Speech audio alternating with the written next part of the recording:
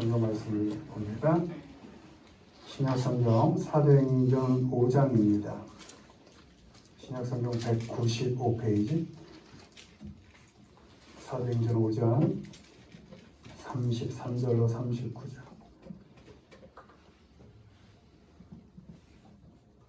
33절로 39절 교독합니다. 그들이 듣고 크게 노하여 사도들을 없이 하고자 할세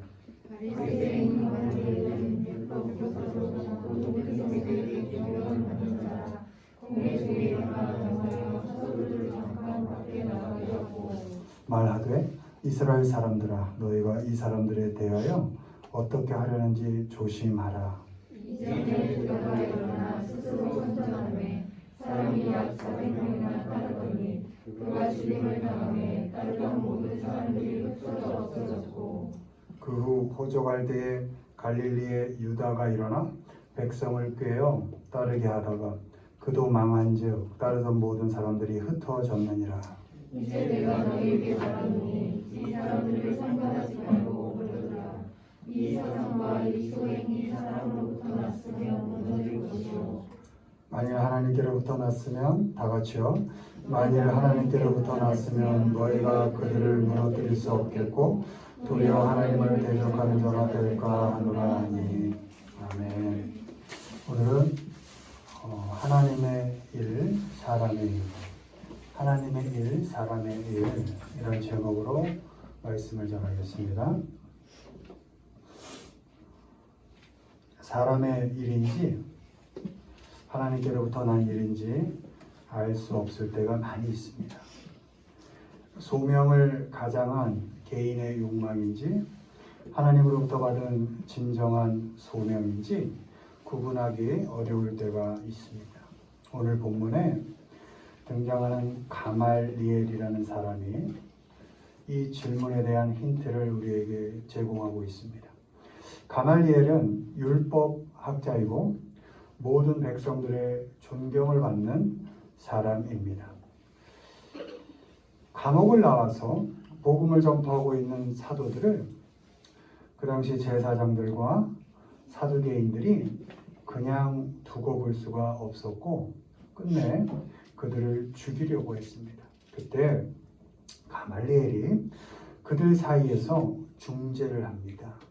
그 중재하는 과정 속에서 하나님의 일과 사람의 일을 구분하는 방법과 태도를 알려주고 있습니다. 1번 보시죠. 읽습니다. 사람의 일 이전에 드다가 일어나 스스로 선전하매 사람이 약 400명이나 따르더니 그가 죽임을 당하매 따르던 모든 사람들이 흩어져 없어졌고 그 후 호적할 때 갈릴리 유다가 일어나 백성을 깨어 따르게 하다가 그도 망한즉 따르던 모든 사람들이 흩어졌느니라. 아멘. 36절에 보면 스스로 선전함에 이렇게 되어 있습니다. 이 선전하다가 선동하다라는 겁니다. 선동하는 것은 사람의 일입니다. 선동은 주로 우리의 감정을 건드립니다. 마음을 이렇게 훔칩니다. 공감하는 건 좋은 일이지만 공감을 넘어서 선동하는 사람에게 선동당하는 사람의 마음을 이렇게 동기화시켜버립니다. 그래서 또 다른 나를 만들어버리는 것, 그게 선동입니다. 그리고 조정합니다. 이 선동은 그 인격체에 대한 존중이 없습니다. 결국 내가 하고 싶은 대로 그 사람의 감정을 잡아서 끌고 다니는 것입니다. 선동하는 사람은 상대를 자기의 필요를 채우기 위해서 이용합니다. 상대를 인격적으로 존중하지 않습니다. 끝내는 내 뜻대로 설득해서 내 필요를 위해서 움직이게 합니다. 감정을 조종해서 끌고 다닙니다. 한 사람의 인격체로 세워주지 않기 때문에 선동한 사람이 없어지면 끌려다니는 사람들은 결국 흩어져 그래서 선동하는 일은 사람의 일인 것입니다. 두 번째 37절 백성을 꾀어 이렇게 되어 있습니다. 꼬임에 넘어가게 하는 것은 사람의 일입니다. 이 꾀는 것은 족쇄를 채우다, 굴레를 채우다 이런 의미입니다. 이 꾀는 것은 주로 사람의 생각을 건드리는 겁니다. 그러니까 선동은 감정을 주체할 수 없게 하는 거고, 꾀는 거는 꾀가 아주 좋다 그러죠. 생각을 건드리는 겁니다. 논리적으로 파고듭니다. 이성적으로 접근합니다. 이상하게 그 사람 앞에 서면 내 생각이 딱 사로잡힙니다. 상대의 의견을 압도해서 자기에게 굴복시킵니다. 결국은 내가 하고 싶은 대로 끌고 갑니다. 끌고 다니다가 필요를 다하면 어떻게? 떠나고 흩어지게 됩니다. 사람을 꾀는 사람은 상대의 생각을 조정해서 자신의 목적을 달성하기 위해서 이용합니다. 거기에 그 사람은 없는 겁니다. 이용 가치가 떨어지면요, 버립니다. 책임 있는 사람으로 세워주지 않기 때문에 그 꾀는 사람이 사라지면 따라다니던 사람들은 다 흩어집니다. 여기 등장하는 사람들이 그런 사람들인 것입니다. 선동하는 건 사람의 일입니다. 꼬임에 넘어가게 하는 것은 사람의 일입니다. 감정을 건드려서 내 마음대로 하는 것, 사람의 일입니다. 생각을 장악해서 내 마음대로 하는 것, 그건 사람의 일입니다. 하나님은 결코 그렇게 기계적으로 우리를 작동하지 않으십니다. 너그럽게 살도록 시간을 주시고 기다려 주시고 어쩌면 우리에게 설득 당해 주십니다. 타협해 주십니다.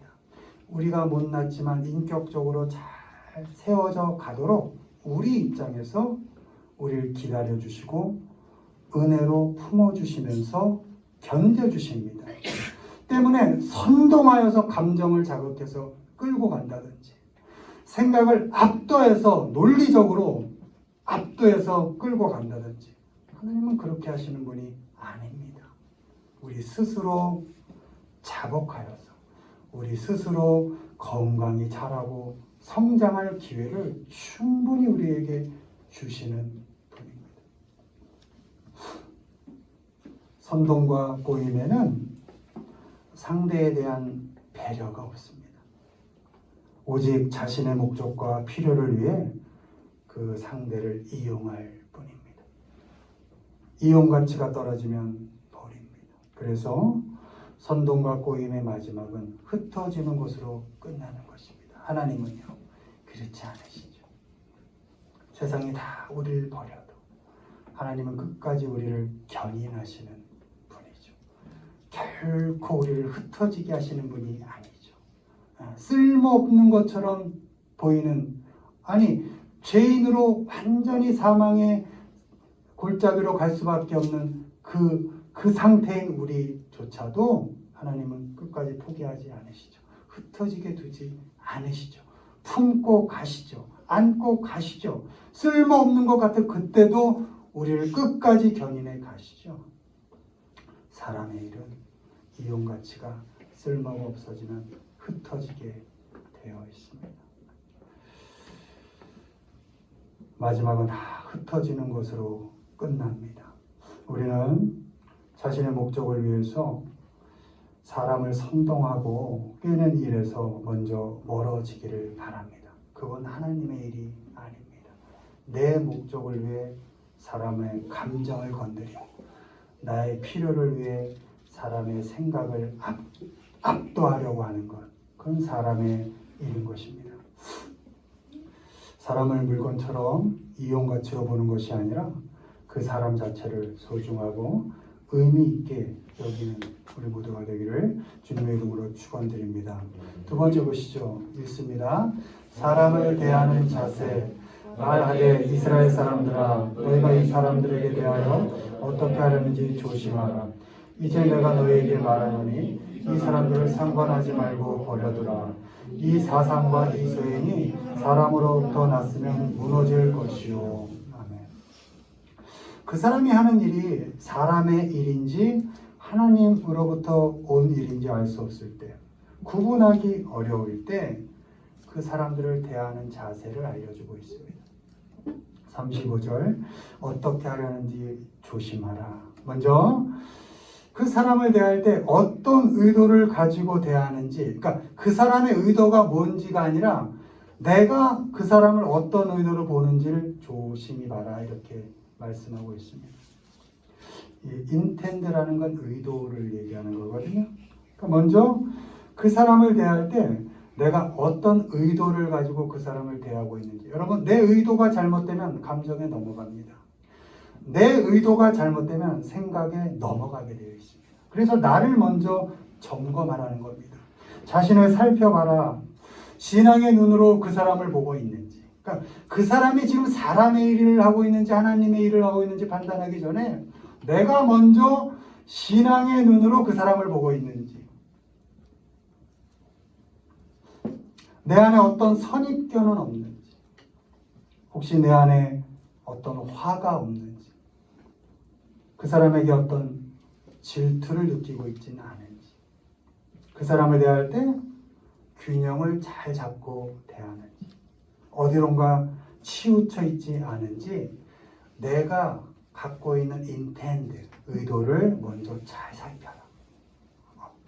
사람의 일을 하고 있는 건가, 저 사람이? 하나님을 얘기하고 있지만 도무지 잘 판단이 서지 않을 때, 그때 나를 먼저 점검하라는 것입니다. 내가 잘못된 의도로 그 사람을 대하면 사람의 일을 하나님의 일로 착각할 수 있습니다. 또 내가 잘못된 의도를 가지고 그 사람을 대하면 하나님의 일을 사람의 일로 오해할 수도 있습니다.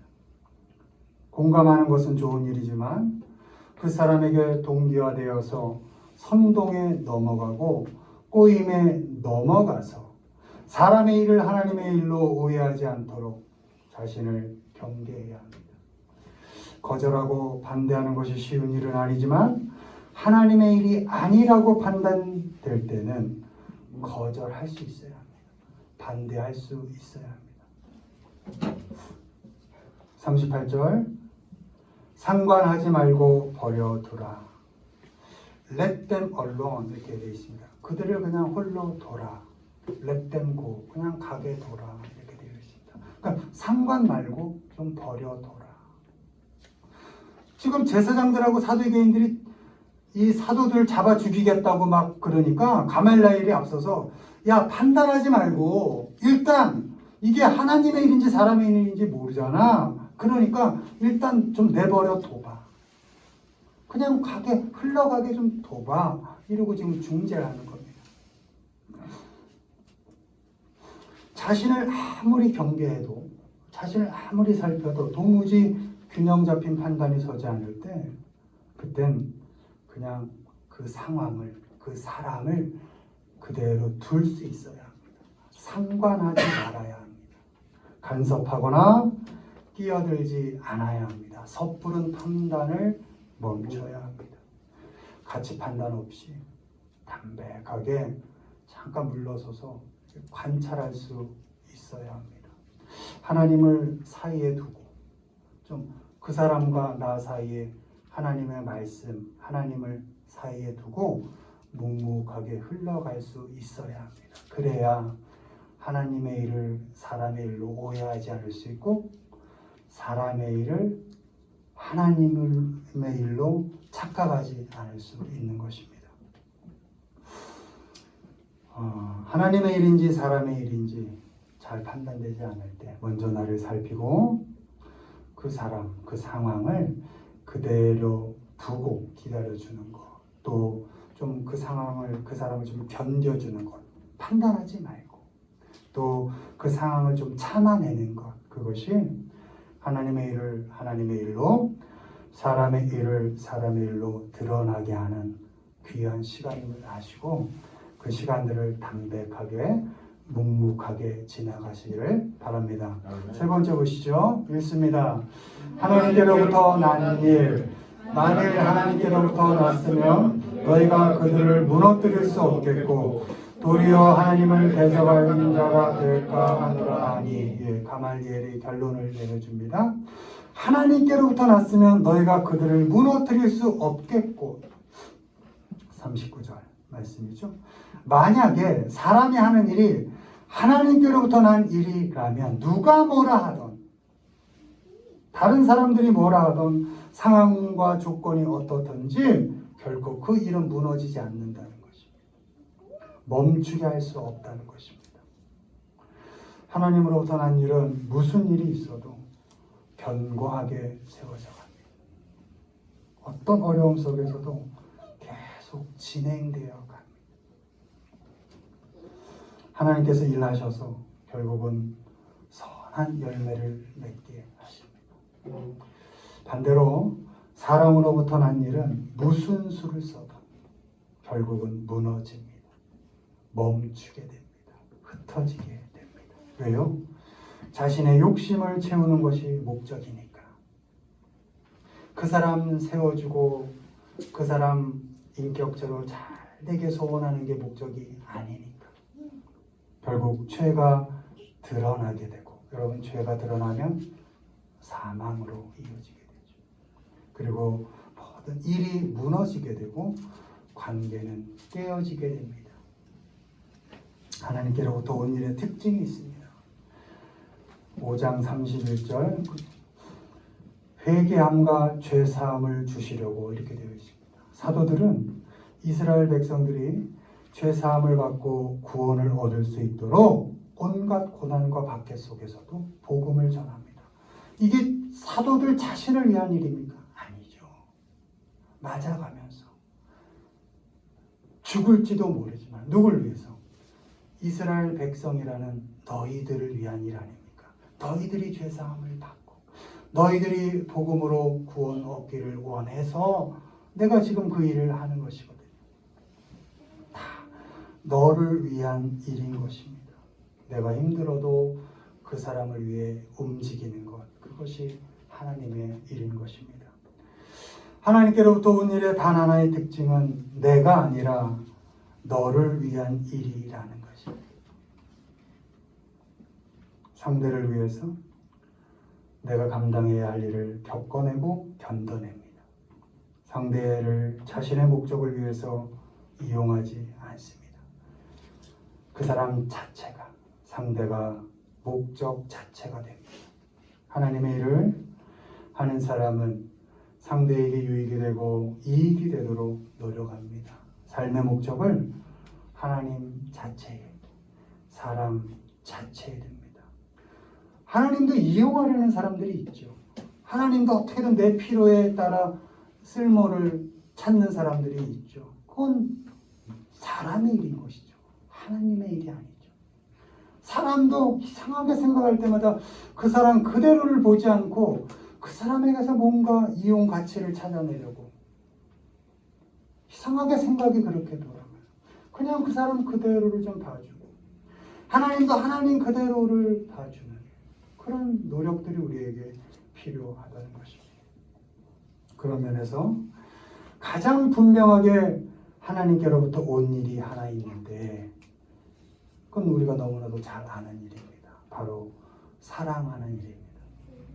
사랑은 상대를 위해서 하는 것이지 않습니까? 너를 위할 수 있다면 나의 그 무엇이라도 줄 수 있는 것이 사랑 아닙니까? 사랑은 하나님께로부터 나온 일이기 때문에 그 누구도 무너뜨릴 수 없고 그 어떤 것에도 무너지지 않습니다. 다 없어져도 사랑만큼은 남아있다. 사랑하는 일은 멈출 수도 없고 멈추게 할 수도 없습니다. 요한일서 4장 7절입니다. 사랑하는 자들아, 우리가 서로 사랑하자. 사랑은 하나님께 속한 것이니 사랑하는 자마다 하나님으로부터 나서 하나님을 알고 이렇게 되어 있습니다. 여러분, 사랑은 하나님께 속한 것이니가 원문으로 love comes from God 이렇게 되어 있습니다. 사랑은 하나님으로부터 오는 것이다. 사랑은 하나님께 속한 것이니 사랑은 하나님으로부터 오는 것이다. 여러분 다 몰라도 저 사람이 뭐라고 떠들든 이게 하나님의 일인지 사람의 일인지 다 몰라도 하나 확실히 할 수 있는 건 있습니다. 그것이 사랑하는 일이라면 그건 하나님으로부터 온 일이 분명한 것입니다. 하나님 앞에서 나를 경계해서 자기를 잘 살펴서 사람의 일에 선동되지 않도록 하십시오. 감정이 흔들리지 않도록. 내 욕심을 건드리거든요. 이 감정을. 그래서 나를 살펴야 돼요. 세상에 이런 사람 저런 사람이 나에게 많이 옵니다. 내가 안 넘어가려면 내 감정을 내가 잘 컨트롤할 수 있어야 합니다.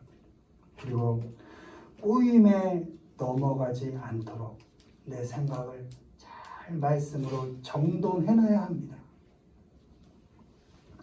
감정을 흔들고 생각을 혼란스럽게 하는 사람은 그냥 판단 없이 이렇게 좀 흘려보내십시오. 지켜 그냥 보십시오. 그리고 사람 그대로를 하나님의 은혜로 사랑해 주십시오. 제 아무리 대단한 꿈을 이야기하고 대단한 일 한다고 대단한 의미를 부여하면서 내게 다가오더라도 그 누가 내게 다가오더라도 그 안에 다른 사람을 위한 사랑이 없다면 그것은 하나님의 일이 아닙니다. 내가 뭐 대단한 일을 하고 내가 뭐 대단한 삶을 사는 것처럼 이야기하고 떠들더라도 내 안에 그 누구를 향한 작은 사랑이라도 없다면 나는 하나님으로부터 온 일을 하고 있는 것이 아닙니다. 하나님께로부터 온 가장 확실한 일은 사랑하는 일입니다. 하나님을 사랑하고 다른 사람을 사랑하는 일인 것입니다. 여러분 대단한 일 하려고 하지 마십시오. 가까이 있는 가족부터 최선을 다해 사랑하십시오. 그 사랑을 표현해 주십시오. 그것이 하나님이 너무도 원하시는 일인 것입니다. 네 몸 사랑하듯 내 입 사랑하라. 마지막 명령은 하나다. 하나님 사랑하고 이웃 사랑하는 거다. 왜요? 그게 다 나로부터 나간 일이다. 이렇게 말씀하고 있는 것입니다. 우리는 다 하나님으로부터 온 사랑을 받고 사는 사람들입니다. 여러분 세상의 어떤 선동에도 넘어가지 마시고 어떤 게임에도 넘어가지 마시고 하나님 앞에 담담하게 서셔서 그냥 하나님 자체를 사랑하는 일, 내 주변에 가까운 가족들부터 가까운 사람들부터 조금씩 작게 사랑을 표현하는 일, 그것이 너무도 큰 하나님의 일이라는 것을 아시고 어렵지만 그게 어렵습니다. 왠지 어렵지만 그 어려운 일을 묵묵히 해냄으로써 어지러운 세상 속에서 하나님으로부터 온 일 하나 그 사랑만큼은 그래도 멋있게 해내는 우리 모두가 되기를 주님의 이름으로 축원을 드립니다.